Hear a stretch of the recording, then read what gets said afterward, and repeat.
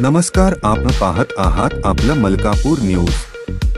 भरपूर मॅसेज आले, किमान 2,000 कॉल आणि हे आलेले आहे।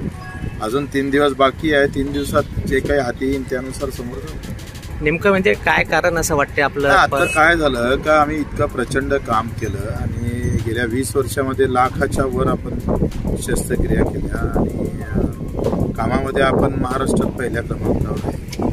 या सगळ्या व्यवस्था असताना सुद्धा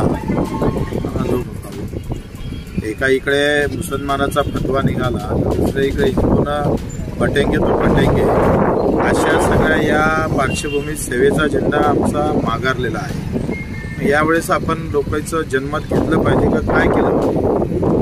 धर्माचं राजकारण का सेवेचं राजकारण केलं पाहिजे? आणि सत्तेत जायचं का सत्तेच्या बाहेर जाऊन विरोध करून काम करायचं, असं एकंदरीत आम्ही अभिप्राय लोकांचे घेत आहोत। तुमचा कोणाशी संपर्क झालेला आहे का एकनाथ शिंदेशी किंवा कोणाशी? त्यांना शिवाय सहज विचारलं, आता आमची मैत्री आहे, कसं झालं एवढं तरी?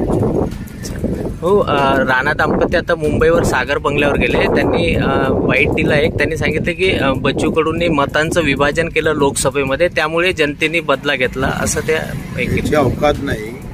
तुम्ही ईव्हीएम मशीनच्या शिवाय मला वाटते पॅडवर तुम्ही मतदान घ्या आणि मग तुमचा नशीब आजमावून घ्या।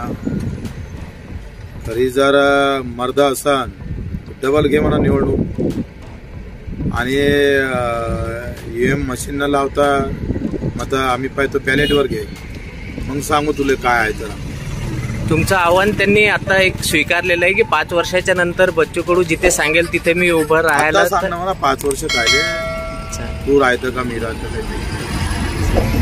आता नेमकी आपली भूमिका केव्हा तुम्ही जाहीर करणार आहात? 2-3 दिवस।